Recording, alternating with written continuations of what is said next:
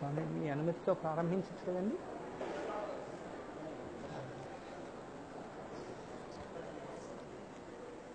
గురుర్బ్రహ్మ గురుర్విష్ణు గురుర్దేవో మహేశ్వరః గురు సాక్షాత్ పరం బ్రహ్మ తస్మై శ్రీ గురవై నమః. వాగర్ధావివ సంపృక్తౌ వాగర్ధ ప్రతిపత్తయే జగతః పితరౌ వందే పార్వతీ పరమేశ్వరౌ. హరి ఓం. సభాయే నమః. ఒక రకంగా చాలా సంతోషంగా ఉంది. రేపటి రోజు స్వామివారి యొక్క అవతార స్వీకార మహోత్సవాన్ని పురస్కరించుకుని జరుగుతున్నటువంటి పూర్వాంగంగా ఉన్నటువంటి ఈ సభలో మాట్లాడగలగడం నా జీవితం చరితార్థమైనటువంటి ఘట్టం. రెండవది భయంగానూ ఉంది. ఎన్నో సభలలో మాట్లాడాను కానీ ఇప్పుడు నేను భయపడిన సందర్భం లేదు. ఎందుచేత అంటే మౌనంగానే ఉండి సమస్తాన్ని తన యందు నిక్షిప్తం చేసుకుని అనుభవించగలిగినటువంటి ఒక మహాజ్ఞాని ముందు ఆ జ్ఞానస్థితికి మౌనానికి భంగం కలిగిస్తూ వాక్కుని ప్రయోగించడం అంటే దానికి చాలా సాహసం ఉండాలి. అటువంటి తెంపరితనం ఎవరికి ఉంటుంది అంటే ఏమీ తెలియని వాడికే ఉంటుంది. అందుకే ఇక్కడ ఇంత ధైర్యంగా కూర్చుని మాట్లాడగలుగుతున్నాను తప్ప నాకు నిజంగా ఏదో అర్హత ఉన్నది అని కాదు. స్వామివారి యొక్క నిర్హేతుక కృపా కటాక్ష వీక్షణముల చేత ఇవాళ ఇక్కడ కూర్చుని వారి పాద సన్నిధానంలో 4 మాటలు మాట్లాడేటటువంటి భాగ్యం లభించడం మనకి సనాతన ధర్మంలో గమనించవలసినటువంటి ఒక అద్భుతమైన విశేషము ద్యోతకమవుతుంది. ఒకే పరబ్రహ్మము సృష్టి చేస్తుంది. అప్పుడు ఆయనకి బ్రహ్మ అని పేరు. ఆయనే స్థితికారుడై లోకములను రక్షిస్తాడు. అప్పుడు ఆయన పేరు విష్ణువు. అదే పరబ్రహ్మము ఈ జీవులనన్నిటినీ తలలోకి లయం చేసుకుంటాడు. అప్పుడు ఆయన పేరు హరుడు. చాలామంది సృష్టి దగ్గర స్థితి దగ్గర ఏ విధమైనటువంటి అపోహకి లోను కారు. కానీ లయము అనేటప్పటికి అదేదో చంపేసేటటువంటి ప్రక్రియ అనుకుంటారు. కానీ ఎప్పుడూ జ్ఞాపకం పెట్టుకోవలసిన విషయం ఒకటి ఉంటుంది. ఈశ్వరుని యొక్క క్రియాకలాపమునందు కారుణ్యము వినా మరొకటి ఉండదు. సృష్టి చేయడంలో కారుణ్యం. అయ్యో వీడికి ఒక శరీరం ఇచ్చాను, ఈ శరీరంతో శాస్త్రాన్ని గురువుని ఆధారం చేసుకొని భక్తితో కూడినటువంటి కర్మాచరణము చేసి భక్తితో కూడినటువంటి కర్మాచరణము చేత ప్రీతి పొందిన భగవంతుని యొక్క అనుగ్రహము చేత ఇయ్యబడినటువంటి వైరాగ్యము వలన పాత్రతను పొంది ఆ పాత్రత చిత్తశుద్ధిగా మారితే చిత్తశుద్ధి వలన జ్ఞానమును పొంది ఆ జ్ఞానము వలన ఇక మళ్లీ పుట్టవలసిన అవసరం లేని పునరావృత్తి రహిత శాశ్వత శివ సాయుధ్య స్థితిని పొందమని శరీరం ఇచ్చాడు. కానీ మళ్లీ మళ్లీ సంసార లంపటంలో ఇరుక్కుపోయి పరబ్రహ్మమును పొందగలిగినటువంటి స్థితిని మనం కోల్పోతే వీడు ఎటూ పొందలేడు. ఇన్ని లక్షల జన్మలెత్తి పునరపి జననం పునరపి మరణం పునరపి జననీ జఠరీ శైనం ఇహ సంసారే బహుదుస్తారే కృపయాపారే పాహిమురారే అంటారు శంకర భగవత్పాదులు భజగోవిందంలో. వీడు నన్ను పొందలేకపోతున్నాడు, నేనే వీడిని పొందుతానని పరమేశ్వరుడు కొంతకాలం జీవులకు విశ్రాంతినిచ్చి ప్రళయమునందు తాను పొందుతాడు. అందుకే అది మహాకారుణ్యం.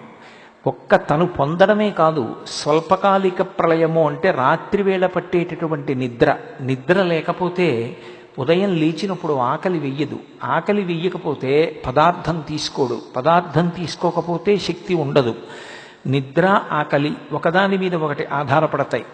రాత్రి నిద్రనిస్తాడు కాబట్టి స్వల్పకాలిక ప్రళయం పరమశివుడు చేసేటటువంటి అనుగ్రహం. ఆత్యంతిక ప్రళయము అని ఒకటి ఇస్తాడు.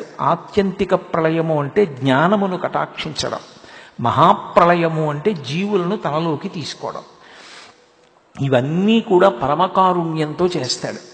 అందుకే సృష్టికర్తగా స్థితికర్తగా ప్రళయకర్తగా 3 రూపాలలో ఆయన ఏది చేసినా కేవలము కారుణ్యముతో చేస్తాడు తప్ప ఆయన చేసేటటువంటి పనుల యందు ఆగ్రహం అనేటటువంటి మాట ఎన్నడూ ఉండదు. ఈ 3 కలగలిసినటువంటి పదార్థం ఏది ఉన్నదో దానినే పరబ్రహ్మమని పిలుస్తాం. ఎవ్వడు సృజించు ప్రాణుల ఎవ్వడు రక్షించు త్రుంచు ఎవ్వడనంతుండెవ్వడు ఈ విధమున మనుచు బెనుచు హేలారతుడై అంటారు పోతనగారు భాగవతంలో. ఆ ఒక్కడే సృష్టిస్తాడు, ఆ ఒక్కడే స్థితి చేస్తాడు, ఆ ఒక్కడే లయ చేస్తాడు. సృష్టి చేసినప్పుడు సృష్టికర్త, నిర్వహించినప్పుడు స్థితికర్త. తనలోకి తీసుకున్నప్పుడు ప్రళయకర్త. Usually we call the Parabrahmam in the name of the God. నన్ను ఇవాళ మాట్లాడేటప్పుడు అప్పుడప్పుడు ఇంగ్లీష్ వాక్యాలు కూడా చెప్తే ఇక్కడ ఉన్న విదేశీయులకి ఉపయుక్తంగా ఉంటుంది అన్నారు. లేకపోతే నేను కొంచెం ప్రవచనాల్లో ఇంగ్లీష్ వాడడానికి దూరంగా ఉంటూ ఉంటాను. The consolidation of the three activities generation, operation and destruction are commonly called the god. That is the reason why in English Parabrahmam is termed as the god. The letter G stands for generation, Srushti. The process of generation is symbolized by the Brahma. Next is operation. The running of the entire universe is called the protection, the operation. It is done by the Vishnu. The last one is destruction, taking everything into him. This is called the Pralayam. It is done by Hara. It is called D. So the consolidation of the three activities generation, operation and destruction are commonly called the God. ఈ సృష్టి స్థితి లయ చేసేటటువంటి పరమేశ్వరుడు మీరు జాగ్రత్తగా గమనిస్తే సనాతన ధర్మంలో బ్రహ్మ విష్ణు మహేశ్వరుడుగా మాత్రమే ఉండడు. ఇంకొక మెట్టు కిందకొస్తాడు. ఎవరి కోసం వస్తాడు అంటే 84 లక్షల జీవరాశులలో అలా ఆయన కిందకు వచ్చేది కేవలం మనుష్యుల కోసమే వస్తాడు. ఇక ఏ ప్రాణి కోసం రాడు. ఎందుకు రాడు అంటే మిగిలిన 83,99,999 ప్రాణులకు కర్మాధికారం లేదు. వాటికి శాస్త్రం చదువుకుని శాస్త్ర ప్రకారం కర్మ చేయడము అన్న మాట అన్వయం అవ్వదు. మనుష్యుడు శాస్త్రం చదువుకోవాలి, గురువుగారి పాదములను ఆశ్రయించి గురువు యొక్క ఆజ్ఞ ప్రకారం ప్రవర్తించాలి. అటువంటి మనుష్యుడికి మార్గాన్ని నిర్దేశించడం కోసమని ఆయన కిందకి దిగి గురువుగా వస్తాడు. అందుకే మీరు ఒక సంప్రదాయాన్ని జాగ్రత్తగా గమనించండి. సనాతన ధర్మంలో గురుస్వరూపము కానటువంటిది కేవలము దైవముగా మాత్రమే నిలబడిపోయినది మీకు కనపడదు. మీరు బ్రహ్మగారిని తీసుకోండి. నారాయణం పద్మభువం వశిష్టం శక్తించ తత్పుత్ర పరాశరంచ అనే అద్వైత గురు పరంపరలో బ్రహ్మగారిది ప్రముఖ స్థానం. నారాయణుడి తర్వాత ఆయనదే స్థానం. విష్ణువుని తీసుకున్నారనుకోండి, ఆయన కేవలం ఏదో కృష్ణ పరమాత్మగా శ్రావణమాసం బహుళపక్షంలో అష్టమి నాటి అర్ధరాత్రి వేళ చీకట్లో పుట్టడానికి కారణం కాకతాళీయంగా ఏదో కర్మచేత నేను పుట్టినట్టుగా ఆయన కూడా పుట్టాడు అని అన్వయం చేయకూడదు. అంత కటిక చీకట్లో ఎందుకు వచ్చాడు అంటే ఆయన జగద్గురువు. చీకటి ఎక్కడుంటుందో ఆ చీకటిని తీసేయడమే ఒక దీపంగా గురువు యొక్క లక్షణం. అందుకే కృష్ణ భగవానుడే భాగవతంలో ఒక చోట తన గురువైన సాందీపని మహర్షి గురించి చెప్తూ, తిరివి అజ్ఞానతిమిర ప్రదీపమొగుచు అవ్యయంబగు బ్రహ్మంబుననుభవించి భరిత సత్వుండు సత్కర్మ నిరతుడతుల భూసుర శ్రేష్ఠుడలగుండు బుధనుతుండు అంటాడు. ఒక దీపం ఉన్న చోట చీకటి ఎలా ఉండదో అలా గురువు ఉన్న చోట ఇక అజ్ఞానం ఉండదు. ఆయన జగద్గురువుగా రావాలి. శ్రావణ మాసం అన్ని మాసములలోకి బాగా చీకటిగా ఉండే మాసం. వర్ష ఋతువు అయిన కారణము చేత నల్లని మబ్బులు కిందకొస్తాయి. బహుళపక్షం మరింత చీకటి. అష్టమి మధ్యలో తిథి మరింత చీకటి. అర్ధరాత్రి కటిక చీకటి. ఇంకా అంతకన్నా చీకటి ఉండడానికి తిథి ఇంకొకటి లేదు. పైగా బహుళపక్షం పితృదేవతలకు చీకటి, దేవతలకు దక్షిణాయనం చీకటి. దేవతలకి, పితృదేవతలకు, మనుష్యులకు అందరికీ ఏది గాఢాంధకారమో అప్పుడు ఆయన ఆవిర్భవించాడు. కాకతాళీయంగా కాదు, కోరి కోరి. అందుకు అవతారమైంది పరిపూర్ణావతారం. పోతన గారు భాగవతం చేస్తూ ఒక మాట అంటారు. జలధర దేహు నాజాలు చతుర్బాహు సరసీరుహక్షు విశాల వక్షు జారు గదా శంఖచక్ర పద్మ విలాసు కంఠ కౌస్తుభమణి కంతిభాను కమనీయ కటిసూత్ర కంకణ కేయూర శ్రీవత్సలంచనంచిత విహారు మరుకుండల ప్రభాయుత కుంతలలలాటు వైఢూర్య మణిగణ వరకిరీటు బాలు పూర్ణేందు రుచిజాలు భక్త లోకపాలు సుగుణాల వాలు కృపావిశాలు చూచి తిలకించి పులకించి చోద్యమంది ఉబ్బి చెలరీగి వసుదేవుడు ఉత్సహించే అంటారు. శంఖచక్ర గదా పద్మలతో పట్టుపీతాంబరంతో పరిపూర్ణమైనటువంటి అవతారంగా అర్ధరాత్రి వేళ కారాగారంలో తల్లిదండ్రులకు దర్శనమిచ్చి చెయ్యవలసిన భావి కార్యక్రమాన్ని నిర్దేశించాడు. కురుక్షేత్ర సంగ్రామంలో భగవద్గీతని లోకానికి ఉపదేశం చేశాడు అర్జునుణ్ణి అడ్డుపెట్టి. ఆ కృష్ణావతారం లేకపోతే భగవద్గీత లేదు. భగవద్గీత లేకపోతే ప్రస్థానత్రయంలో ఒక ప్రధానమైనటువంటి విషయం లేదు. అటువంటి భగవద్గీతని లోకానికి అందించడానికి వచ్చింది. అందుకే ఆయన జగద్గురువు. కృష్ణం వందే జగద్గురుం. విష్ణువు జగద్గురువుగా వచ్చారు. పరమశివుడు సరే. అసలు ఆయన ఒకప్పుడు మౌనంగా ఉపదేశం చేశాడు. మౌన వ్యాఖ్య ప్రకటిత పరబ్రహ్మతత్వం యువానం వర్షిష్టాం తే వసదృషిగణైరావృతం బ్రహ్మనిష్టై ఆచార్యేంద్రం కరకలిత చిన్ముద్రమానందరూపం స్వాత్మారామం ముదితవదనం దక్షిణామూర్తిమీడే. ఏమీ మాట్లాడకుండా మౌనంగా ఇలా చిన్ముద్ర పట్టి చిన్ముద్ర ద్వారానే మౌన వ్యాఖ్య చేత తనని ఆశ్రయించిన సనకసనందనాదులకు జ్ఞానమును కటాక్షించాడు. కలియుగంలో అలా తాను కైలాస పర్వతం మీద ఒక వటవృక్షం కింద చిన్ముద్ర పట్టి మౌన వ్యాఖ్య చేస్తూ కూర్చుంటే అందుకోగలిగినంత సమర్థత ఉన్నవారెంతమంది? అందుకే వాళ్ళు నా దగ్గరికి రావడం కాదు, నేనే వాళ్ళ దగ్గరికి ఎడతానని త్యక్వా మౌలం వటవిటపినో మూలతో నిష్పతంతి శంభోర్మూర్తిశ్చరతి భువనే శంకరాచార్య రూప. ఆ పరమశివుడే శంకర భగవత్పాదులుగా వచ్చి సన్యాసాశ్రమంలో ఉంటే తప్ప ఒక చోట ఉండవలసిన అవసరం లేకుండా అంతటా తిరగడం కుదరదని సన్యాసం స్వీకరించి యావత్ భారతదేశం కూడా పర్యటించి అవైదికమైన 72 వాదనలను ఖండించి భారతదేశంలో వేదానికి పట్టాభిషేకం చేసి వేదాంతర్గతమైనటువంటి అద్వైత సిద్ధాంతాన్ని ప్రచారం చేశారు. ఆ శంకర భగవత్పాదుల నుండి అనేకమైనటువంటి గురు పరంపరలు వచ్చాయి. అలా పరమశివుడు గురువుగా వచ్చాడు. అమ్మవారు ఇన్ని చోట్ల ఆమె గురుస్వరూపంగా వచ్చిందో అందుకే గురుమండల రూపిణి అని పేరు. కామాక్షి పరదేవత గురించి శంకర భగవత్పాదులు సౌందర్యలహరి చేస్తూ ఒక మాట అంటారు. అమ్మ శృతి నామూర్ధానో దదతి తవయౌ శేఖరతయా అంటారు. కామాక్షి పరదేవత అనుగ్రహించేటప్పుట ధ్యానంలో ఉన్నవాడి మీద తన పాదములు ఉంచుతుంది తల మీద. ఆమె పాద స్పర్శ తగిలితే సహస్రారము నుండి అమృతధారలు పడతాయి. మీనాక్షి తన చూపుల చేత అనుగ్రహిస్తుంది. విశాలాక్షి స్పర్శ చేత అనుగ్రహిస్తుంది. స్పర్శ దీక్ష, నయన దీక్ష, కుక్కుట దీక్ష అని 3 రకములైనటువంటి గురువులిచ్చేటటువంటి దీక్షలకి సంకేతంగా అమ్మవారు గురుమండల రూపిణి అయి నిలబడింది. ఆమె ఒకప్పుడు జ్ఞానప్రసూనాంబగా శ్రీకాళహస్తిలో దేవేంద్రాది దేవతలందరికీ జ్ఞానమును కటాక్షించింది. అమ్మవారు గురుమండల రూపిణి. ఆమె సరస్వతీ స్వరూపం. ఆమెయే వాగ్దేవి. శరజ్యోత్స్నా శుద్ధాం శశియుత జటాజూటమకుటాం వరత్రా సత్రాణ స్ఫటిక ఘటికా పుస్తకరాం సకృన్నత్వా నత్వా కథమివ సతాం సన్నిదదతే మధుక్షీరద్రాక్ష మధురి మధురీణా పణితయ అంటారు సౌందర్యలహరిలో. సకృన్నత్వా నత్వా, ఎంత పూజ చేస్తే జ్ఞానం ఇస్తుంది అంటే మనసు మంచిదైన వాడు ఒక్కసారి నమస్కారం చేస్తే చాలా ఆవిడ అనుగ్రహించేస్తుంది. అందుకే మూకశంకరులు కూడా విమలపటి కమలకుటి పుస్తక రుద్రాక్షస్త హస్తపుటి కామాక్షి పక్ష్మలాక్షి కలిత విపంచి విభాసి వైరించి అంటారు. ఇన్ని రకాలుగా ఆ దేవతా స్వరూపాలన్నీ కూడా గురుస్వరూపాలుగా నిలబడ్డాయి.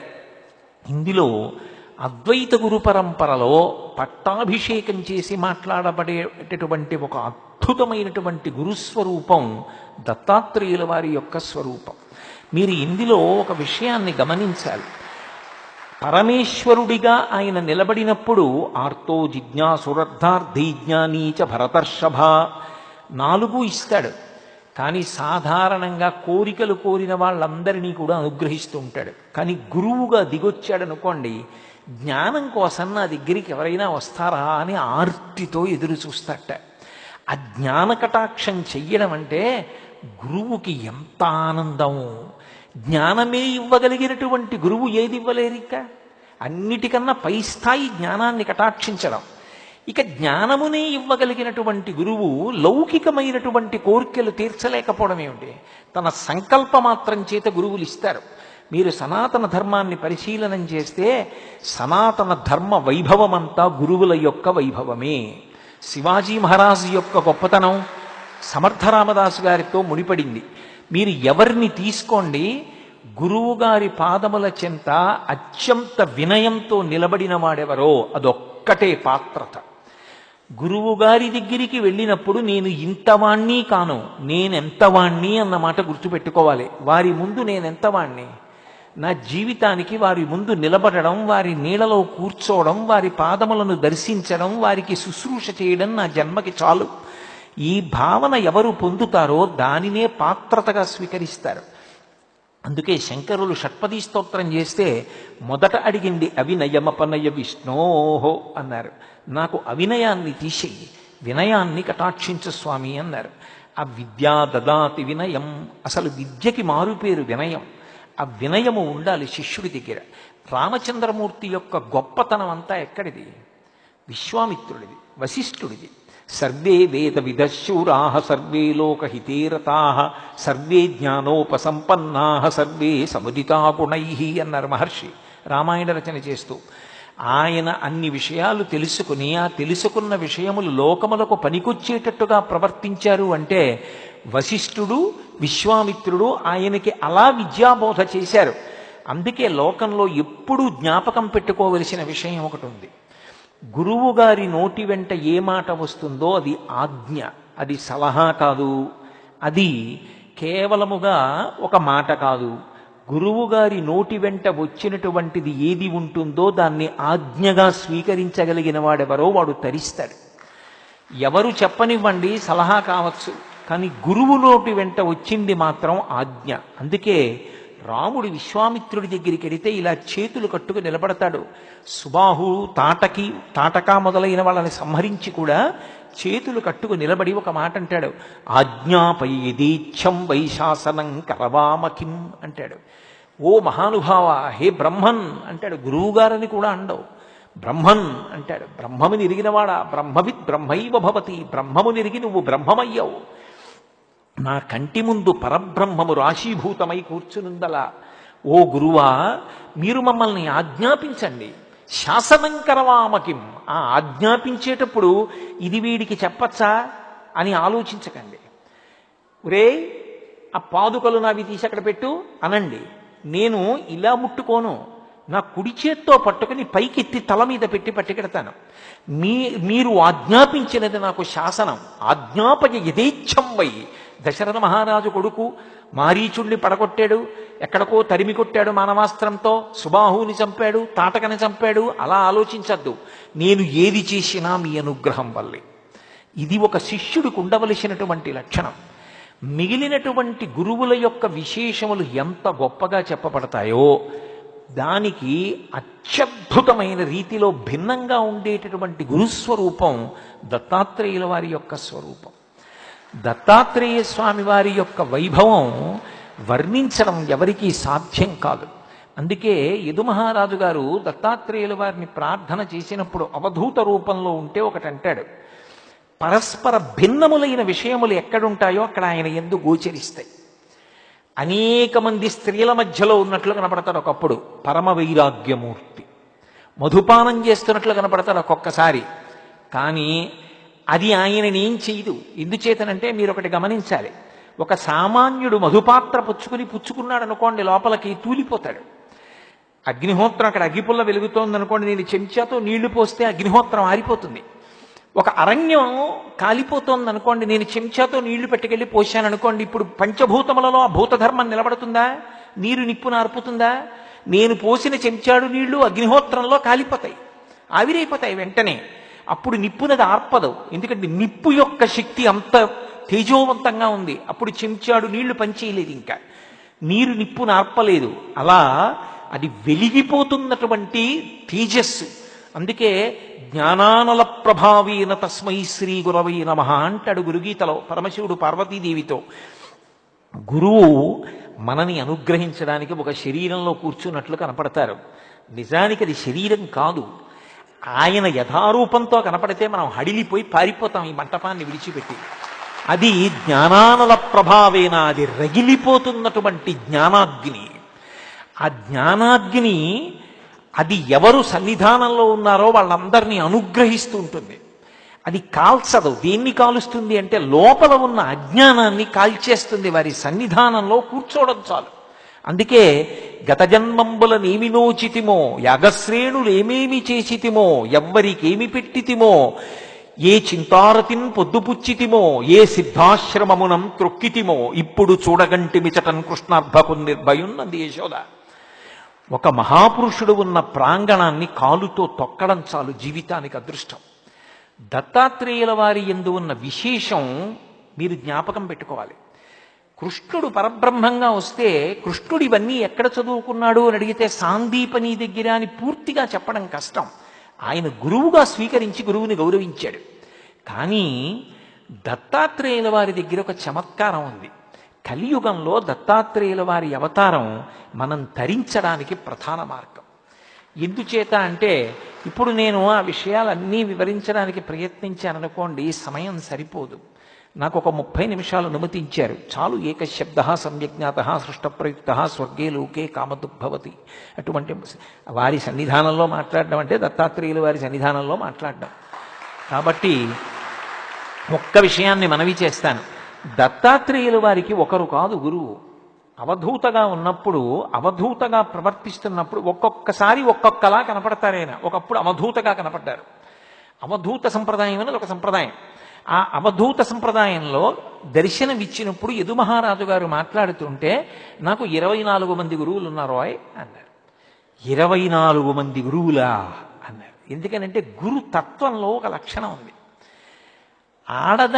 ఆడది ఎలా ఉంటుందో శిష్యుడు అలాగే ఉండాలి అని శాస్త్రవాక్కు. నా భార్య ఉంటుంది ఇంట్లో.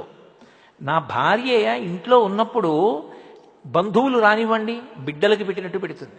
నా స్నేహితులు రానివ్వండి బిడ్డలకి పెట్టినట్టు పెడుతుంది. నా శిష్యులు రానివ్వండి బిడ్డలకి పెట్టినట్టు పెడుతుంది. తన కడుపున పుట్టిన పిల్లలే రానివ్వండి బిడ్డలకి పెట్టినట్టు పెడుతుంది. ఏది పెడుతున్నా మాత్రం ఒకటి గుర్తుపెట్టుకుంటుంది, ఇలానే ప్రవర్తించడం నా భర్త గౌరవాన్ని నిలబడడానికి. భర్త గౌరవాన్ని మాత్రం ఎన్నడూ దృష్టిలో పెట్టుకుంటుంది. దృష్టిలో పెట్టుకుని చేసే ప్రతి పని ఆయన యొక్క ఔన్నత్యానికి. అలా దత్తాత్రేయుల వారు లౌకికమైనటువంటి విషయాల్ని గురువులుగా తీసుకున్నారు. దత్తాత్రేయుల వారి జీవితాన్ని సమన్వయం చేసుకోవడం అలవాటైతే ఎవరో వచ్చి ఏదో చెప్పాలనే భావన పోయి జీవితంలో సంఘటనలు గురువులుగా మారడం అనేటటువంటి స్థితి కలుగుతుంది. ఎందరో మహాత్ములుగా మారడానికి కారణం దత్తాత్రేయుల వారి అనుగ్రహం ఎలా ఉంటుంది అంటే, తను ఒక చోట దెబ్బతింటే దాన్ని గురువుగా తీసుకుంటాడు. దత్తాత్రేయుల వారు ఏదో ఒక రూపంగా కాదు, 3 శిరస్సులతో బ్రహ్మ విష్ణు పరమేశ్వరులుగా 3 రూపాలు కలగలిసిన రూపంగా కనపడ్డారు. అలా దర్శనమిచ్చిన వారు ఒకప్పుడు నైమిషారణ్యంలో వారు దర్శనమిచ్చినప్పుడు అంత అద్భుతంగానూ దర్శనమిచ్చారు. బ్రహ్మ శిరస్సుతో, విష్ణు శిరస్సుతో, శివ శిరస్సుతో 3 శిరస్సులతో దర్శనమిచ్చారు. వారికి గురువులు 24 మంది. అంటే ఎలా ఉంటారు? శిష్యుడు ఆడది ఒకలా ఉండాలని నేను ఇందాక అన్నా కదా. గురువు గారు ఒక్కడే ఉంటాడు పతి. ఇంటికి వచ్చేటటువంటి వాళ్ళు చాలా మంది ఉంటారు, అందరికీ అన్నం పెడుతుంది. అలాగే ప్రధానమైన గురువు ఎవరో ఆ గురువు పతి వంటి వాడు. మిగిలిన వాళ్ళు ఆదరభావం ఉంటుంది. ఆ గురువుల దగ్గర కూడా మంచి మాటలు నేర్చుకోవాలి, విమర్శ చెయ్యకూడదు గురువుల యందు. అందుకే దత్తాత్రేయుల వారు నాకు 24 మంది గురువులు ఉన్నారన్నారు. 24 మందా? ఎవరు వాళ్ళు? ఎక్కడ నేర్చుకున్నారు మీరు ఈ పాఠాలన్నీ అంటే ఆయన 24 మంది పేర్లు ఒక శ్లోకంలో చెప్పారు. ఆయన అన్నారు, పృథిర్వాయురాకాశ ఆపోరగ్ని చంద్ర రవి. అక్కడికి 7 గురువులు. ఒకటి పృథివి అంటే ఈ భూమి, గాలి, ఆ తర్వాత ఆకాశం, నిప్పు, నీరు, సూర్యుడు, చంద్రుడు, కపోతము అంటే ఒక పావురము, అలాగే అజగరము అంటే ఒక కొండ చిలవ. కపోతాజగర అజగరము, ఆ తర్వాత సింధు సముద్రం, ఆ తర్వాత మధుకృత్ తేనెను తయారు చేసేటటువంటి తేనెటీగ, అన్ని చోట్ల నుంచి తెచ్చి తేనె పట్టులో పెట్టేటటువంటి ఒక తేనెటీగ. పతంగ ఒక దీపపు పురుగు. దీపపు పురుగుని దత్తాత్రేయుల వారు గురువుగా స్వీకరించారు. అది ఆశ్చర్యం. పతంగం, తర్వాత మధుకృత్, గజ ఏనుగు నాకు గురువు. అలాగే మధుహ హరిణో మీనః తేనె పట్టుని పడగొట్టి తేనె తీసుకెళ్ళిపోయేటటువంటి వాడు. అలాగే హరిణో లేడి, అలాగే మీనః చాప, పింగళ ఒక వేశ్య, పింగళ అనబడేటటువంటి పేరు కలిగినటువంటి వేశ్య, అలాగే ఒక పక్షి, ఒక లకుముకు పిట్ట అంటారు, ఆ పక్షి కుర్రము, ఆ పిట్ట అర్భకుడు, చిన్నవాడైనటువంటి చిన్న బాలుడు, ఆ బాలుడు నాకు గురువు. ఇక చిట్ట చివరి పాదంలో కుమారి, పెళ్లి కానటువంటి ఒక కన్య, శరకృత్ బాణములు తయారు చేసేటటువంటి వాడు, సర్ప పాము, అలాగే ఊర్ణనాభి సాలెపురుగు, సుపేనకృత్ సుపేశకృత్, చిట్ట చివర నాకు భ్రమర కీటకములు. ఈ 24 మంది నాకు గురువులు. ఇప్పుడు నేను 24 మంది గురించి చెప్పను, కానీ ఒక్క విషయాన్ని కొద్దిగా మనవి చేసే ప్రయత్నం చేస్తాను. అందులో పరమ గంభీరమైనటువంటి ప్రతిపాదన ఉంది. మీరు ఈ గురువుల్ని జాగ్రత్తగా పరిశీలనం చేస్తే ఇవి అన్ని ఆశ్రమాలలో పనికొచ్చేటటువంటి వాళ్ళకి చెప్పారు. బ్రహ్మచారికి, గృహస్థుకి, వానప్రస్థుకి, సన్యాసికి ఏ ఆశ్రమాన్ని విడిచిపెట్టకుండా అన్ని ఆశ్రమములలో ఉన్న వాళ్ళకి గురుత్వానికి పనికొచ్చేటట్టుగా ప్రకృతిలోంచి స్వీకరించారు. నేను గృహస్థు గురించి మాట్లాడతాను, మనందరం ఇక్కడ ఎక్కువ మంది ఉన్నాం కాబట్టి. కపోతం గురించి చెప్పారు. ఒక పావురం ఒకటి ఉన్నది, అది చెట్టు మీద కాపరం ఉంటుంది. దానికి ఓ భార్య ఆడపావురం. ఆ ఆడపావురం గుడ్లు పెట్టింది, గుడ్లు పెట్టి పొదిగింది. పొదిగినప్పుడు పిల్లలయ్యాయి. ఈ మాటలని దత్తాత్రేయుల వారు చెప్పిన మాటల్ని మీరు మామూలుగా తీసుకోకూడదు, ఇందులో చాలా పెద్ద గాంభీర్యం ఉంటుంది. పక్షి గుడ్డు పెట్టిందండి, పక్షికి ఏ జ్ఞానం ఉంది? దాని మీద కూర్చుందనుకోండి గుడ్డు పగిలిపోతుంది. కానీ అది ఏం చేస్తుందంటే ముందుకు వెళ్ళి వెనక్కి నడుస్తుంది, కాళ్ళతోటి నడిచి పొట్ట కిందకి గుడ్డు వచ్చింది అని చూసుకుంటుంది. రెక్కవేపు నుంచి మెల్లిగా దింపుతుంది పొట్టని. ఇప్పుడు ఆ పొట్ట గుడ్డుకి తగులుతుంది. తగిలినప్పుడు గుడ్డు పెంకు పక్షి పొట్ట తగులుతాయి. ఆ పైన ఉన్న పెంకు వేడెక్కుతుంది, లోపల ఉన్నటువంటి పిండం పొదగబడి పిల్లగా మారుతూ ఉంటుంది. అప్పుడు పక్షి కళ్ళు అద్భుతంగా ఇలా అరమోట్పుగా మూస్తుంది. ఇదే రామకృష్ణ పరమహంస అంటారు. పొదుగుతున్న పిట్ట గీయగలవేమో, పిట్ట మనసులోని ఆనందంతో కూడిన కన్నులు గీయలేవంటారు. పక్షికి ఎలా తెలిసింది అది తన గుడ్డని, గుడ్డులో తనకు పిల్లుందని, ఆ పిల్ల పొదగబడుతోందని, తన పొట్టవేడి పెంకుకు తగులుతోందని, పెంకువేడి పిండానికి ఎడుతోందని, పిండం పిల్లవుతుందని, ఆ పై పెంకు పగలగొట్టుకుని పైకొస్తుందని, తన మాతృత్వం సిద్ధిస్తోందని దానికి తెలుసా? తెలుసు. అది పొదిగింది. ఇక్కడ అనుబంధం, సంసారం అక్కడ మొదలవుతోంది. నా బిడ్డలు పొదిగింది. ఎవరు? మనిషి కాడు, ఒక పిట్ట. పిల్లలయ్యాయి. ఇప్పుడు మగపక్షి నా వలన గుడ్లు పెట్టింది, అవి నా పిల్లలు కూడా. ఇది మీరు గృహస్థాశ్రమానికి అన్వయం చేసుకోవాలి. అంతే కదా, గృహస్థాశ్రమంలో నా భార్య కన్నా సంతానాన్ని చూసి నా బిడ్డలు అని నేను పొంగిపోనా? నేను తండ్రిని అని. అక్కడ వరకు దోషం ఉందా అంటే లేదు. ఇది శాస్త్రంలో చమత్కారం. పితృరుణం అని ఒకటి ఉంటుంది, సంతానాన్ని కనాలి. అతి సంగం కూడదు. అందుకే మీరు జాగ్రత్తగా గమనిస్తే శాస్త్రంలో ఎక్కడా కూడా బాధ్యత అన్న మాట వాడరు. ఇది మా బాధ్యతలండి అని అనరు, కర్తవ్యం ఈ మాటే వాడతారు. అందుకే మీరు గురువులు మాట్లాడినా ఋషులు మాట్లాడినా చూడండి, కర్తవ్యం. ఉత్తిష్ట నరశార్దూల కర్తవ్యం దైవమాన్నికం అంటాడు. కర్తవ్యం అంటే చెయ్యవలసిన పని చెప్తారు. చేయలేదనుకోండి ఇంకో మాట చెప్తారు, ఇంకా చేయలేదనుకోండి ఇంకా చెప్తారు. అంతేకాని వాడు చెప్పలేదని వీళ్ళు విసుక్కోరు. నీ చెప్పవలసింది చెప్తున్నానా లేదా, అంతవరకు. కర్తవ్యం అన్న మాటకు అర్థం ఏమిటంటే నేను చెప్పులు ఎప్పుడు విప్పేయాలో అప్పుడు విప్పేయాలి.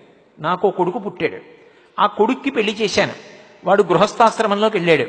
ఇప్పుడు ఆ కొడుకు పుట్టాడు, బాలసారి పీటల మీద ఎవరు కూర్చుంటారు? నా కొడుకు కోడలు కూర్చుంటారు. నేనెందుకు వెర్రెక్కిపోవడం? నేను ఎప్పుడైతే కొడుక్కి పెళ్లి చేసేశానో అప్పటి నుంచి ఇంకా నేను పరబ్రహ్మాన్ని చేరుకునేటటువంటి ప్రయత్నం మొదలు పెట్టాలి. లేకపోతే జీవుడు ఏమైపోతాడు?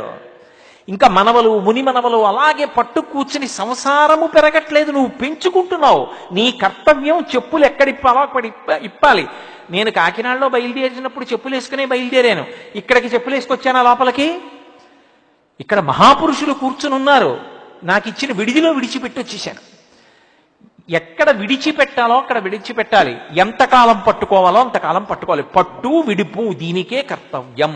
అది రాలేదు పావురానికి. నా పిల్లలు వెళ్ళింది, ఏదో పదార్థం తెచ్చింది, నోట్లో పెట్టింది, అవి కులకలకలకలాడుతున్నాయి, అది సంతోషపడిపోతోంది, మగపిట్ట సంతోషపడిపోతోంది.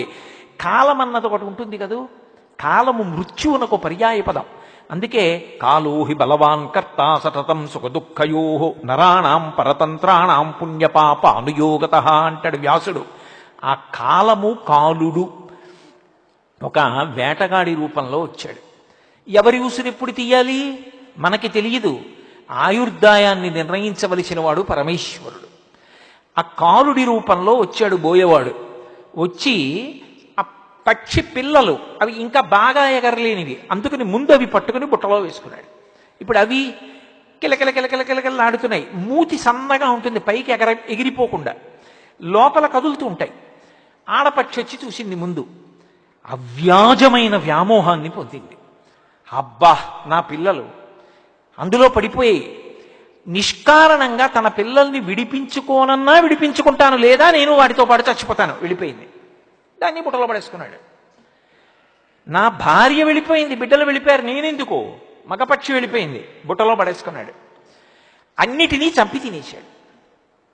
దత్తాత్రేయులు వారు అన్నారు, నా గురువు ఆ పక్షి కపోతం. ఎలా? అతి సంగము కూడదు. సంగము వేరు, అతి సంగము వేరు. సంసారంలో ఉన్న తర్వాత భార్య బిడ్డలు క్షేమం చూడాలి. కానీ ఎక్కడ నీ కర్తవ్యం పూర్తయిపోతోందో కూడా నువ్వు తెలుసుకోవాలి. తెలుసుకోకుండా ఇక అదే పనిగా సంసారాన్నే పట్టు కూర్చుంటే, ఒక్కటండి శంకర భగవత్పాదులు చెప్పిన ఒక శ్లోకం గుర్తుంటే చాలు భయం వేస్తుంది. యావత్ పవనో నివసతి దేహే తావత్ పృచ్చతి కుశలంగీహే గతవతి వాయో దేహాపాయే భార్యా బిభ్యతి తస్మిన్ కాయే. లోపలికి వెళ్ళిన ఊపిరి పైకి రాకపోయినా, పైకి వెళ్ళిన ఊపిరి లోపలికి వెళ్ళకపోయినా అయిపోయిందంతే. పడుకోబెట్టేశారనుకోండి నేల మీద, ఎన్ని అనుబంధాలతో ఎవరొచ్చి పిలవనివ్వండి, అన్నయ్య, తమ్ముడు, మామయ్య, బాబయ్య, పెదనాన్న, ఎన్ని పేర్లతో, ఏమండి, ఏ పేరుతో పిలవండి, అది పలకదిక. శరీరం వెళ్ళిపోయింది, జీవుడు ఉద్ధరేణ ఆత్మనాత్మానం, నిన్ను నువ్వు ఉద్ధరించుకోవాలి. ఈశ్వరుడు ఆయుర్దాయం ఇచ్చాడు, నీ కర్తవ్యాలు అయిపోయాయి. కొడుక్కి పెళ్లి చేసేసావు, కూతురుని అయ్యింటికి పంపించేశావు. భగవంతుని యందు దృష్టి పెట్టు. సంసారం విడిచిపెట్టేయక్కర్లేదు, కనీసం భగవంతుని యందు దృష్టి పెట్టి వాళ్ళు క్షేమంగా ఉండాలని మనసులో ఒక భావన చెయ్యి. ఇక నా వరకు నేను చేయవలసింది పూర్తయింది, ఇక వాడు చేసుకుంటాడు. నేను ఇంటికి పెద్దవాడిగా వాళ్ళు క్షేమంగా ఉండాలనో నమస్కారం. ఇక నేను తరించడానికి, వైరాగ్యం కలగడానికి, చిత్తశుద్ధి కలగడానికి కర్మాచరణ మొదలు పెడతాను. ఇది లేకపోతే ఏమవుతుందంటే సంసారమునందు అతి సంగము దుర్మరణములకు కారణమవుతుంది. ఇప్పుడు ఆ సంఘంతో చచ్చిపోయింది పిట్ట. నా పిల్లలు నా పిల్లలు నా పిల్లలు అంటూ ఆడపిట్టపోయింది, నా భార్య పిల్లలు అంటూ అది పోయింది. అయ్యో మా అమ్మ నాన్న అంటూ వాళ్ళు పోయారు. ఏమవుతారు వాళ్ళు? భాస్కర రాయల వారు లలితా సహస్రనామ స్తోత్ర వ్యాఖ్యానంలో చెప్పారు ధన్య అన్న నామానికి. ఇలాంటి వెర్రి పెట్టుకుపోయిన వాడు ఎవరుంటాడో వాడు తిరియక్కవుతాడు. తిరియక్కంటే భూమికి అడ్డంగా పుట్టి అడ్డంగా పెరుగుతాడు. ఒక్కటి గమనించండి, ఒక్క మనిషి జన్మ దేని చేత గొప్పదైంది అంటే దేవతలకి కర్మాధికారం లేదు. వాళ్ళ పుణ్యం అయిపోతే కింద పడిపోతారు. క్షీణే పుణ్యే మర్త్యలోకం విశంతి, మళ్ళీ భూలోకంలో పడిపోతారు. కాబట్టి దేవతలు కర్మాధికారంతో యజ్ఞయాగాది క్రతువులు చేసి వాళ్ళు మోక్షం పొందలేరు, ఆత్మవిచారం చేయగలరు అంతే. తిరియక్కులు భూమికి అడ్డంగా పుట్టి అడ్డంగా వెన్నుపావుండి పెరిగే ప్రాణులు శాస్త్రాన్ని గురువుని ఆధారం చేసుకుని ఉత్తమ కర్మలు చేయలేవు. అడ్డంగా పుట్టి నిలువుగా పెరిగేటటువంటి మనుష్యుడు శాస్త్రాన్ని గురువుని పట్టుకుని పని చెయ్యాలి. ఏదో చేసేసాను కాదు, ఒక పని చేస్తే ఎలా చెయ్యాలో అలా చెయ్యాలని తప్ప ఇంకొకలా చెయ్యడానికి వీల్లేదు. అయినప్పుడు ఆ రెండిటినీ ప్రమాణంగా తీసుకోవాలి. గురువుని శాస్త్రాన్ని తీసుకుని చెయ్యవలసిన పని చేసినటువంటి మనుష్యుడు అపారమైనటువంటి పుణ్యాన్ని మూట కట్టుకుని దేవేంద్ర పదవిలో కూర్చోగలడు. నాకు పుణ్యమో వద్దు, పాపమో వద్దు, జ్ఞానాగ్ని దగ్ధ కర్మాణం అన్నీ ఉమామహేశ్వర పరబ్రహ్మార్పణమస్తు. నేను చేసిన ఈ కర్మలన్నీ చిత్తశుద్ధికి పనికిరావాలి. చింతపండుతో చారు పెట్టుకోవచ్చు, చింతపండుతో ఇత్తడి గిన్నె తోముకోవచ్చు. ఇత్తడి గిన్నెతో తోమింది ఇత్తడి గిన్నె యొక్క యథారూపాన్ని ఇస్తుంది. దానికి కొత్త కాంతి తేలేదు, ఉన్న కాంతి పైకొచ్చింది. పులుసులో చారులో వేసుకుంటే ఓ పూట తాగచ్చు. పుణ్యమని వాడుకుంటావా, కాస్త సుఖంగా వస్తుంది. కాదంటావా, చిత్తశుద్ధి అయితే జ్ఞానమునకు కారణమై జ్ఞానము మోక్షమునకు కారణమవుతుంది. నీ యథారూపం ప్రకాశిస్తుంది, అంతే మోక్షం అంటే. కొత్తగా ఏదో రాదు అద్వైత సంప్రదాయంలో. యథాస్థితి అనుభవమునకు దక్కుట అంతే. అయినప్పుడు మనుష్యుడు జ్ఞానమును పొంది మోక్షమును పొందగలడు, పుణ్యకర్మల చేత దేవతా పదవి పొందగలడు. ఇంత గొప్ప మనుష్య జన్మ పొంది దాన్ని ఎందుకో పనికి మాలినటువంటి రీతిలో సంసారమునందు సంగము పెట్టేసుకుని అతి సంగముతో చిట్ట చివరికి మళ్ళీ కొన్ని లక్షల జన్మలు తిరియక్కుగా పుడతాడు భూమికి అడ్డంగా. ఏమో ఉచ్చేసి పట్టుకుంటారో, ఈట పెట్టి పొడుస్తారో, కత్తి పెట్టి నరుకుతారో, బాణం వేసి కొడతారో, కాళ్ళు చేతులు కట్టి తీసుకెడతారో, కంఠాన్ని కత్తితో నరుకుతారో, చచ్చిపోవడానికి కూడా స్వేచ్ఛ ఉండదు. ఎలా అవ్వాలనుకుంటున్నావు నీ చేతిలో ఉంది, దాన్ని ఈశ్వరుడి మీద నెపం పెట్టకు. ఈశ్వరుడి మీద పెట్టి సాధించేది లేదు. నీకు మనుష్య జన్మ వచ్చిన తరువాత నువ్వు సంగమును పరిశీలించుకోవాలి.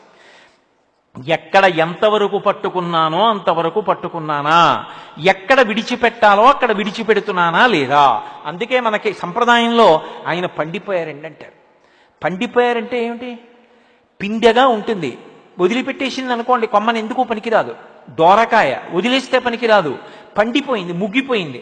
పైన ఉన్నటువంటి తొక్క ముట్టుకుంటే మెత్తగా అయిపోతుంది, రంగు మారిపోతుంది, లోపల ఉన్నటువంటి పదార్థం అంతా మధుర రసంగా మారిపోతుంది. మీరు ఇలా చిన్న పిసర కన్నం పెడితే మధుర రసం కింద కారిపోతుంది. అప్పుడు తనంత తాను ముచిక విడిచిపెట్టేసింది. తనంత తాను ముచిక విడిచిపెట్టడము అంటే ఈ శరీరమునందుండి దీన్ని ఋతుమంతం చేసుకోవాలి. దీని చేత శాస్త్రవిహితమైన కర్మాచరణము చేసి కామాన్ని గెలవడం కోసం ధర్మంతో ముడివేయడానికి గృహస్థాశ్రమంలోకి వెళ్ళి పితృరుణం నుంచి విముక్తిని పొందడానికి సంతానాన్ని పొంది వాళ్ళకి ఇవ్వవలసిన ఆశ్రమంలోకి వాళ్ళని ప్రవేశపెట్టి ఇప్పుడు నీ కర్తవ్యం ఏమిటి అంటే ఈశ్వరుణ్ణి చేరుకోవడానికి నువ్వు మార్గంలో నడవాలి. అలా నడవకుండా సంగము పెట్టుకుంటే చిట్ట చివరికి ఏమైపోతాడు జీవుడు? ఈ అతి సంగము ఎలా పాడు చేసేస్తుంది అన్నదానికి నాకు కపోతము ఉదాహరణ. ఇప్పుడు నాకు ఒకటి చెప్పండి, దత్తాత్రేయుల వారికి కపోతం గురువు అయిందా? ఉరే, నీ జన్మని నువ్వు సంస్కరించుకోవాలనుకుంటే ప్రకృతిలో నువ్వు ఏది చూసినా నీకు గురువు కాగలదు. నిన్ను నువ్వు దిద్దుకోవాలన్న ఆలోచన నీకు కలిగితే, ఆ ఆలోచన నీకు కలగలేదా? భగవంతుడు ఎక్కడున్నాడు అని అడిగాడు ఒక ఆయన. ఏమీ చదువుకోని ఒక ఆయన అన్నాడు, నేను పుట్టిన తరువాత ఎన్నో గీతలు గీశాను, గీసిన గీతలన్నీ కూడా తడి తగిలితే చెరిగిపోయాయి. కానీ ఏ మహానుభావుడు ఏ గులి పెట్టి గీశాడో, నేను పుట్టినప్పుడున్న ఈ గీతలు ఎన్ని మాటలు కడిగినా పోలేదు. చిట్ట చివరికి ఈ శరీరం పుడకలైపోతే పోవాలంతే. ఈ గీతలు గీసిన మహాశిల్పకుడు ఉన్నాడని నమ్మినప్పుడు వాడు పరమేశ్వరుడు కాక వేరెవ్వరన్నాడు. నమ్మకం అనేటటువంటిది, విశ్వాసం అనేటటువంటిది పరబ్రహ్మం. అందుకే శాస్త్రమునందు గురువునందు మొట్టమొదట ఆ విశ్వాసము ఏర్పడితే తప్ప మనిషి తరించడు. అందుకే పుట్టినరోజు ఎవరెవరిది జరపాలి అంటే తన పుట్టినరోజు తాను చేసుకోవాలి. పెళ్లి రోజు అవి చేసుకోమని లేదు, పుట్టినరోజు చేసుకోవాలి. అలాగే దేవతల యొక్క పుట్టినరోజు చెయ్యాలి. మొన్న హనుమత్ జయంతి వచ్చింది, చేశాం. అలాగే కృష్ణాష్టమి వస్తుంది, చేస్తాం. మహాశివరాత్రి వస్తుంది, చేస్తాం. మూడవది గురువు గారి పుట్టినరోజుకి శిష్యులందరూ ఆ ప్రాంగణానికి వెళ్ళి గురువుగారు ఏ రోజున అవతార స్వీకారం చేశారో, ఆయన మన కోసమని కర్మ చేయడానికి రాలేదు శరీరంతో, మనని ఉద్ధరించడానికి వారు వచ్చారు. వారు వచ్చి అలా కూర్చుని మనని అనుగ్రహిస్తున్నారు. వారి మాట ఒక్కటి చాలు. నాబోటిగాడి మాట కొన్ని గంటలు చెప్పినా ప్రయోజనం ఎక్కువ ఉండదు. అరణ్యంలో కాకి కూస్తూనే ఉంటుంది, ఏమిటి ప్రయోజనం? ఎవరికి బంధువులు వస్తారని సంతోషించాలి? సింహం గుహలోంచి ఒక్కసారి అరుస్తుంది, అంతే, సింహ గర్జన, అన్ని గుహల్లోకి పారిపోతాయి. గురువు ఎంత మాట్లాడాలి? మాట్లాడక్కర్లేదు, అలా కూర్చుంటే చాలు, సింహ గర్జన. ఆయన్ని చూస్తే చాలు, ఆయన ఒక్క మాట అంటే చాలు, ఆయనకో నమస్కారం పెడితే చాలు. ఆయన ఏ రోజు అవతార స్వీకారం చేశారో, నేను ఆయన పుట్టినరోజు అన్న మాట వాడగలిగినంత సాహసం చేయలేను. పుట్టడం కర్మ చేసుకున్నవాడు కర్మను అనుభవించడానికి పుడుతూ ఉంటాడు. అలా పుట్టినవారు కారు. అలా పుట్టినవారైతే దాదాపు 3 దశాబ్దాల క్రితం కీకారుణ్యంలో ఉన్న ఈ ప్రదేశంలోకి వచ్చి తన సంకల్ప మాత్రం చేత ఇంత దివ్య భూమిగా ఎలా మార్చగలిగారు? ఆ సంకల్ప బలం లేకపోతే, ఆ తపోశక్తి లేకపోతే, ఎంత తపశ్శక్తి లేకపోతే ఇవాళ ప్రపంచ పటంలో ఉన్న అన్ని దేశాల వాళ్ళు గణపతి సచ్చిదానంద స్వామీజీ అన్న పేరు వినపడ్డంత మాత్రం చేత ఏదో తిక్కన గారి విరాట పర్వతంలో చెప్పినట్లు ఏదో నీరజాకరములు నిష్ఠయి చేసిన భవ్య తపంబు ఫలమనంగ దినసముఖాకినందిత చక్రయుగ్మకంబులయనురాగంపు బ్రోవనంగ హరిహర బ్రహ్మ మహానుభావంబులొక్కటింగాగరగిన గట్టియనగ అతుల వేదత్రయ లతికాచయము పెరుబొందం పుట్టెడు మూలకందమనగ జన సమాజ హృదయ కరపుట సరోజములకు ముకుళనంబును జృంభణంబును నొచ్చు భానుబింబంబు పూర్వాద్రిపై విలింగే అంటాడు. గణపతి సచ్చిదానంద స్వామీజీ అన్న పేరు విన్నంత మాత్రం చేత లోకంలో ఎవరిచే రెండు చేతులైనా ఇలా ముకుళించుకుంటాయి, ఇలా నమస్కరిస్తారు. అంతటి కారణజన్ముడుగా ప్రభవించాలి అంటే అది సామాన్యమైన పుట్టుకెలా అవుతుంది? అదొక అవతార స్వీకారం. అటువంటి మహావతారం ఒకటి నడుస్తున్న రోజుల్లో అటువంటి ఒక మహాపురుషుడు ఈ భూమి మీద నడయాడుతున్న కాలంలో వారు తిరిగిన చోట తిరిగి, వారు ఉన్న చోట కూర్చుని మాట్లాడి, వారి పాదపద్మములను దర్శించి, వారి మాట విని, వారిని చూసి వెళ్ళగలిగినటువంటి భాగ్యమే అద్భుతమైతే, వారు అలా అవతార స్వీకారం చేసిన రోజున వెళ్ళి ఒక్కసారి నువ్వు ఆ ప్రాంగణంలో నిలబడి నమస్కరించి వెళ్ళిపోతే చాలు, నీ జన్మ ధన్యం అయిపోయిందండి. అందుకే గురువు యొక్క అవతార స్వీకార దినోత్సవానికి వెళ్ళాలి. అయితే దేనికైనా ప్రాప్తం అనొకటి ఉంటుంది, ఆ సమయం వస్తే తప్ప జరగదు. నేను సిగ్గుపడ్డా, ఇందాక పూర్ణచంద్రరావు గారు వీడిని 3 ఏళ్ల నుంచి రమ్మంటున్నామండి, వీడి ఇవాళ ఊడిపడ్డాడు అన్నారు. ఆయన అన్నారు, స్వామీజీ ఇలా చూపించి దత్తుడి అనుగ్రహం ఇప్పటికీ కలిగింది అన్నారు. స్వామి నా జన్మధన్యం అన్నారు. నిజం కదూ, 3 ఏళ్ల నుంచి వద్దాం అనుకుంటున్నాను, రాలేకపోయాను. నాకేం రాకూడదని కాదు, రావాలని ఆర్తి ఉన్నా రాలేకపోయాను. ఇప్పటికీ నా జన్మ పండిందంటలేదు, వారి అనుగ్రహం లాగిందంటున్నాను. వీడంతట వీడెటూ రాలేడురా, నేను లాగుతానని లాగారు, వచ్చి పడ్డాను. కాబట్టి ఇంత మహోత్కృష్టమైనటువంటి వేళలో రాగలగడం ఒకెత్తైతే, అసలు ఈ పీఠానికి తన జీవితాన్ని అంకితం చేసేసి రాజమండ్రిలో లెక్చరర్గా చేస్తున్న రోజుల్లో మాతో రైల్లో వస్తుండేవారు. ఆ పుస్తకాలు చేత్తో పట్టుకుని ఏమి చిరునవ్వు, ఎంత ప్రేమైకమూర్తో, ఎంత స్నేహభావనో. మా సుబ్బయ్య దీక్షితులు గారిది. నేను వచ్చినప్పటి నుంచి అడుగుతున్నవారు ఏదని. అటువంటి సరస్వతీ స్వాధీనుడు కింద కూర్చుని నన్ను పైన కూర్చోపెట్టి, నాకు మోకాళ్ళు నిప్పున్నాయి, నేను కుర్చీలో కూర్చుని మాట్లాడుతూ ఉంటాను, కానీ స్వామి సన్నిధానంలో కింద కూర్చుని మాట్లాడతానండి అన్నాను. ఆయన అన్నారు, నాకన్నా కిందే ఉందివు కానివని బల్లేసుకుని కుర్చీ వేసుకుని పైకెక్కారు. ఏమి కారుణ్యం! నువ్వు కిందే ఉన్నావుగా, నేను పైనే ఉన్నానుగా. ఓ చిన్న గీత కింద పెద్ద గీత గీసి, చిన్న గీత ఓ గీతని చిన్న గీత చెయ్యాలంటే కిందో పెద్ద గీత గీస్తే చాలు. నేను పైన ఉండడం కదా నీకు కావాలి. బల్లేసుకుని కష్టపడి వారు పైకెక్కి కూర్చున్నారు, నన్ను కుర్చీలోనే కూర్చోబెట్టారు. కింద వద్దులే, కిందే ఉన్నావుగా, అలా మాట్లాడు. అది గురువు యొక్క కారుణ్యం అంటే. ఏమి నిజంగా వారు మాట్లాడు అంటే నేను ఇక్కడ కూర్చుని మాట్లాడేవాడిని అరగంట ఏమి, వారి సన్నిధానంలో శివరాత్రిలో ఓ రాత్రి అంతా మాట్లాడతా, అంత సంతోషం. కానీ వారు అలా అనుగ్రహించారు. కాబట్టి అది గురువు యొక్క కారుణ్యం. అందుకే మనందరం పరమ సంతోషంగా రేపు భానుబింబం ఉదయించడానికి ముందే మనం చెయ్యవలసిన నిత్యకర్మ పూర్తి చేసుకుని రేపటి రోజున పరమాద్భుతమైనటువంటి రీతిలో స్వామివారి యొక్క ప్రథమ శిష్యులు వారి యొక్క పాదపద్మములకు స్వర్ణపద్మముల చేత పూజ చేస్తారట. ఆ వైభవోపేతమైన సన్నివేశాన్ని తిలకించి మనందరం ఆ మధురానుభూతులతో వేదం ఎలా విధించిందో అలా ప్రవర్తించామన్న తృప్తితో, స్వామి మా అంతట మేముగా మమ్మల్ని ఉద్ధరించుకోగలిగిన శక్తి కలవాళ్ళం కాదు, మేము మా మనసుల్ని మీ దగ్గర మూట కట్టి పెట్టేస్తున్నాం, మమ్మల్ని ఉద్ధరించే కర్తవ్యం మీరు స్వీకరించండి అని నమస్కరించి మన ప్రాంతాలకి బయలుదేరతాం. ఇంతకన్నా ఇచ్చిన వేళ దాటి మాట్లాడడం గురువుగారి ఆజ్ఞని ధిక్కరించడం అవుతుంది. అందుకని నేను నా ప్రవచనాన్ని ఇక్కడితో పూర్తి చేస్తూ, నిజంగా వీడికి ఏదో పని చెప్పకపోతే వీడు ఎలా తరిస్తాడని నన్ను తీసుకొచ్చి ఇక్కడ కూర్చోబెట్టి నా చేత చెప్పించారు తప్ప నిజంగా చెప్పడానికి అర్హతనున్నవాడిని నా చేత చెప్పించారనుకుంటున్నారా? అది వారి అవ్యాజ కారుణ్యం.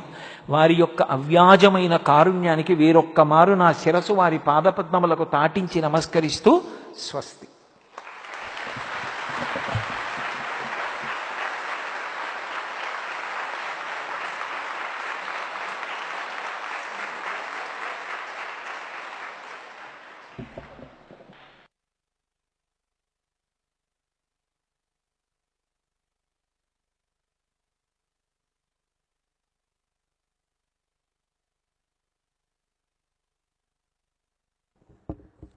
స్వామీజీ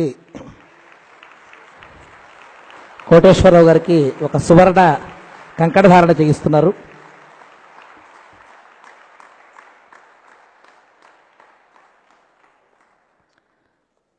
తస్మాత్ సువర్ణకం హిరణ్యం భార్యం సువర్ణ ఏవ భవతి అని వేదం చెప్తోంది. హోత్రమంత్ర బ్రాహ్మణంలో చక్కటి వర్ణం మనందరికీ కూడా గురుతత్వం పైన చక్కటి అవగాహన కలిగేటటువంటి అందమైన సందేశాన్ని అందించినటువంటి కోటేశ్వరరావు గారికి మరోసారి సభాపక్షాన ధన్యవాదాలు సమర్పిస్తూ జై గురుదత్త.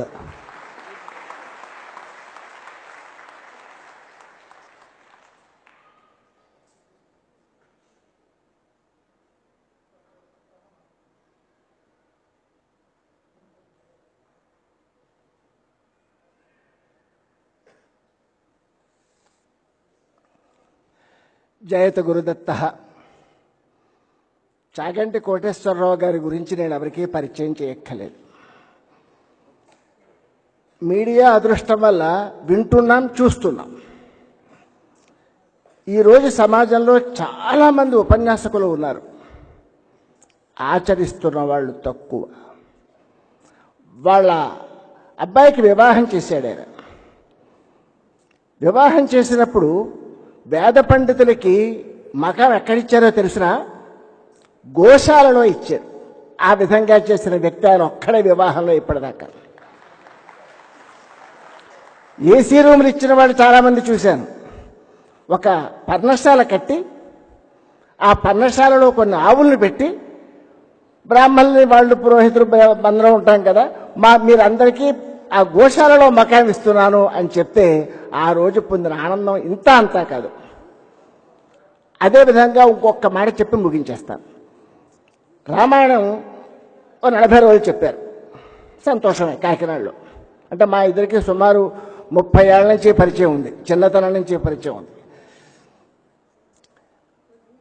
భరతుడు పాదుకలను నెత్తి మీద పెట్టుకుని శ్రీరామచంద్రుడి కోసం ఏ విధంగా అంటే తిరిగి వచ్చేసిన తర్వాత ఎలా వచ్చాడో మాకు తెలియదు, కానీ కాకినాడలో ఉండేటువంటి సమస్త ప్రజానీకానికి సుమారు 2 కిలోమీటర్ల పరిధిలో అలా నడుస్తూ రామాయణాన్ని తిరిగి దృశ్యకావ్యంగా చేసి చూపించిన ఘనత ఒక్క బ్రహ్మశ్రీ చాగంటి కోటేశ్వరరావుకే దక్కింది.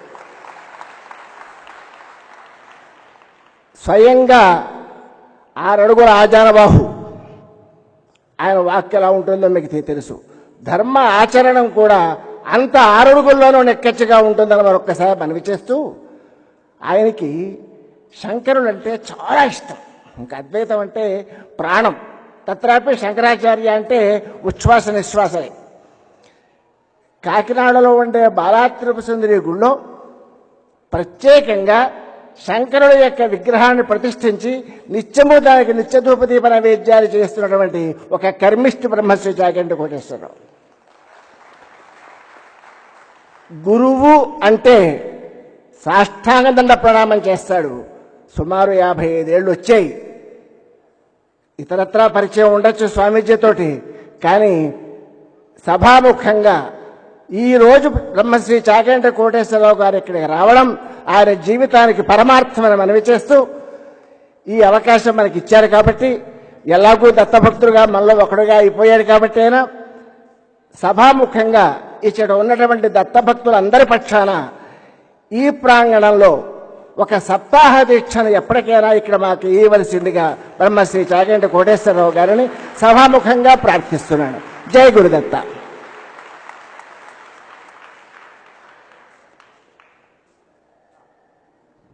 జై గురుదత్త. తిరుమల తిరుపతి దేవస్థానం యొక్క trust board chairman Shri Kanumuri Bapiraju గారు ఇక్కడ విచ్చేసి ఉన్నారు. వారి ఇప్పుడు స్వామీజీ వారి యొక్క ప్రసాదాన్ని అందుకోబోతున్నారు. Shri Kanumuri Bapiraju is an eminent personality currently heading the trust board of Tirumala Tirupati Devasthanam. He receives the honors of Dattapeetham.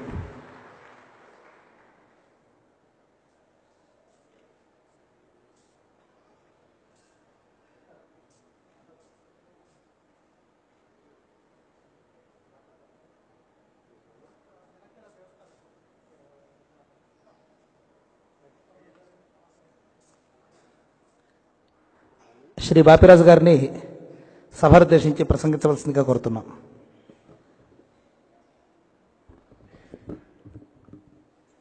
జై గురుదత్త. పూజ్యులు చాగంటి కోటేశ్వరరావు గారు, పరమ భక్తులందరికీ హృదయపూర్వక నమస్కారాలు. ఈ సమయంలో మన స్వామీజీ ఎదురుగుండా, బ్రహ్మశ్రీ చాగంటి కోటేశ్వరరావు గారు ఎదురుగుండా, ఈ మహాభక్తులు ఎదురుగుండా మాట్లాడటానికి నాకు ఎంత అదృష్టమో, అది అదృష్టాన్ని దురదృష్టం చేసుకోకుండా బతకాలి. ఎందుకంటే ఒళ్ళు దగ్గరెట్టి మాట్లాడాలి. ఎందుకంటే మహానుభావులు జీవితాన్ని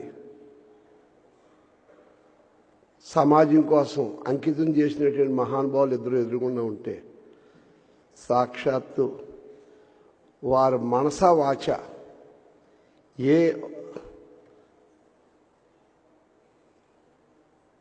వాళ్ళ మాట హృదయంలో ఏ రకమైన ఆలోచనలు వచ్చినా అది లోక కళ్యాణం కోసమే జీవించేటువంటి పుణ్యమూర్తులు ఇక్కడ ఉండగా నాలాంటి వాడికి 2 మాటలు చెప్పమని అవకాశం ఇచ్చారంటే దానికి పైగా మీరందరూ కూడా ఈ రోజుల్లో స్వార్థంతో ఎందుకు పరిగెడుతున్నామో తెలియనటువంటి రోజులు. ప్రొద్దున లేచి సాయంకాలం వరకు ఏదో తపన, ఎంతున్నా కూడా తృప్తి లేకుండా, హద్దులు సరిహద్దులు లేకుండా ఏదో తాపత్రయంతో తిరిగేటువంటి రోజుల్లో అవన్నీ పక్కన పెట్టి ఆశ్రమకానికి వచ్చారంటే నిజంగా మీలో ఎంత సెల్ఫ్ డిసిప్లిన్ ఉంది, భక్తి శ్రద్ధ ఉందనడానికి ఇదొక ఉదాహరణ. చాలా కష్టం డిటాచ్మెంట్. ఆ డిటాచ్మెంట్ లేకే ఈ తిప్పలు పడుతున్నాం. ఆ డిటాచ్మెంట్ ఉంది కాబట్టే ఇంత దూరం వచ్చి మహానుభావుడి యొక్క సన్నిధానంలో ఆయన ఆశీస్సులు తీసుకుని 4 మంచి మాటలు వినాలని మీరు వచ్చారు. అటువంటి మంచి మాటలు వినటానికి నేను కూడా వచ్చాను. కాబట్టి అలా వచ్చిన వాడిని అలా ఇనిపోవాలి తప్ప ఎక్కువ మాట్లాడి నేను ఏదో తిరుపతి దేవస్థానం చైర్మన్ కదా, అది కదా, ఇది కదా, చెప్పకపోతే నా పరుగు పోతుందని చెప్పి అలా చెప్పక్కర్లేకుండా ఆ భగవంతుడు ఇచ్చినటువంటి అవకాశాన్ని ఒళ్ళు దగ్గరెట్టుకుని సేవ చేసుకుంటున్నాం. నాకు ఇష్టమైంది మానవ సేవ, మాధవ సేవ. దైవికంగా మానవ సేవ దొరికింది, మాధవ సేవ దొరికింది. ఇవాళేమో సాక్షాత్తు కళ్ళెదురుగుండా ఈ గురువులు ఎదురుగుండా ఉన్నారు. ఈయన గట్టిగా పట్టుకుని కొద్దిగా మాలాంటి వాళ్ళకి ఏంటంటే రాజకీయాల్లో ఉంటాం కాబట్టి అది నేను అంటాను, ఆర్థికంగా డబ్బులు పోయినప్పుడు, అధికారం పోయినప్పుడు, ఆరోగ్యం పోయినప్పుడు అప్పుడు దేవుడు గుర్తు రాకూడదు. ఈ 3 ఉన్నప్పుడు గుర్తుండాలి. ఆ 3 ఉన్నప్పుడు గుర్తుంచుకునే అదృష్టం నా తల్లిదండ్రుల ద్వారా, నా గురువుల ద్వారా నాకు ఒక ఆస్తి సంపాదించుకున్నాను. కాబట్టి ఎప్పుడు నాకు ఉందని గర్వపడలేదు, నాకు పోయిందని ఏడవటానికి నాకు సమయం లేదు. ఎప్పుడు నిశ్చింతగా ఉంటాను. దానికి కారణం నేను ఎప్పుడూ వైరాగ్యంగానే పోతాను. ఈ 3 నాకు సంబంధం లేకుండా ఆ 3 ఉన్నప్పుడే వాళ్ళ కాళ్ళు గట్టిగా పట్టుకున్నాను. అవి ఉన్నాయో పోయా తెలియకుండా బతుకుతున్నాను. అందుకని చెప్పి ఇవాళ మహా అదృష్టంగా భావిస్తున్నాను. స్వామి కూడా అన్నారు సరైన సమయానికి వచ్చావని. నేను రాగలదునా రప్పించుకున్నాడు ఆయన. నువ్వు సరైన సమయానికి వచ్చావు అన్నారు అనుకో, అవును స్వామి నేను రాగలిగాను అంటే ఒళ్ళు బలిచినట్టు లెక్క. నేను రప్పించుకున్నారు స్వామి అంటే నీ అదృష్టవంతుడిని. ప్రతి మాట ఏమింత బరువు ఉండదు, కేజీ బరువు ఉండదు, రూపాయి ఖర్చు ఉండదు. ఆ మాటల వల్లే మేము ఇబ్బంది పడతా ఉంటాం. కాబట్టి ఆ మాటలు తగ్గించుకుని అటువంటి మాటలు విని దారి చూసుకుని బతికితే మంచిదని ఈ ఇచ్చిన అవకాశానికి మరోసారి ఆ పాదాలకు నమస్కారం తెలుసుకుంటూ మా గురువుగారు చాగంటి కోటేశ్వరరావు గారి యొక్క సంపూర్ణ ఆశీస్సులు తీసుకుంటూ ప్రత్యేక నిష్కల్మషమైన మీ భక్తుల యొక్క ప్రేమని మూట కట్టుకుని వెళ్ళిపోతానని సెలవు తీసుకుంటున్నాను.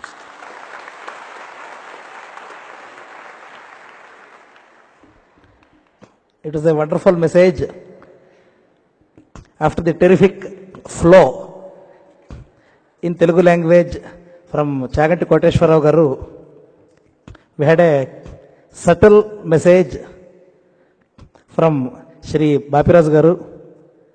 Loss of money, loss of position or power, or loss of health. This normally causes someone to approach the God or Guru. But he proudly proclaims that even when he had all the three, position, power, as well as money and health, he had the good opportunity of being in the presence of Pujya Swamiji for the past many years. I still remember the date when he took over as the chairman. Swamiji was in Delhi. He inquired the place where Swamiji was resting, and he found the way, and he has spent some time with Swamiji and invited him to his Delhi residence. Such is his fervor and devotion towards Gurudeva, and he is very happy to be amidst the company, in the company of Datta devotees. And once again we thank him for being here. Now it is time for us to go to Datta Venkateshwara temple for the concluding ceremonies and Mahamangalharati in Datta Venkateshwara temple. Today being the first day of Brahmotsavam, Swamiji commands that all the devotees should visit Datta Venkateshwara temple for the darshanam. Jai Guru Datta. Tomorrow we have several programs here. The first being the Shri Chakra Puja, which commences at 8 o'clock. Puja Balaswamiji will perform the Shri Chakra Puja. Here on the stage, Shri Chakra Puja will be performed at 9. Pratyaksha Pada Puja, the most important event for this occasion, would happen on the stage, followed by Chaitanya Archana, honoring eminent personalities in various fields such as Veda, Shastra, ecology, social welfare, and those personalities would be honored by Pujya Swamiji. They will be blessed by Pujya Swamiji. And evening we have a great concert of flute by Pandit Rakesh Chaurasiya. Jai Guru Datta once again, and let us join together in wishing Pujya Swamiji a very, very happy birthday. And we should promise that we would be very disciplined tomorrow so that he will be more happy. Jai Guru Datta. Swamiji variki marokasari శుభాకాంక్షలను చెప్పకూడదు, శుభ ఆశీస్సులను కోరుతూ వారి యొక్క 72వ జన్మదిన మహోత్సవ సందర్భంగా మనమందరం మరింత క్రమశిక్షణతో ఉంటూ ఎటువంటి రద్దీ లేకుండా నిశ్శబ్దంగా స్వామీజీ వారి యొక్క జన్మదిన మహోత్సవాన్ని, వారు మనకి ఇచ్చినటువంటి శిక్షణని మనం రేపు నిరూపించుకోవడానికి చక్కటి అవకాశం అని అందరికీ గుర్తు చేస్తూ జై గురుదత్త.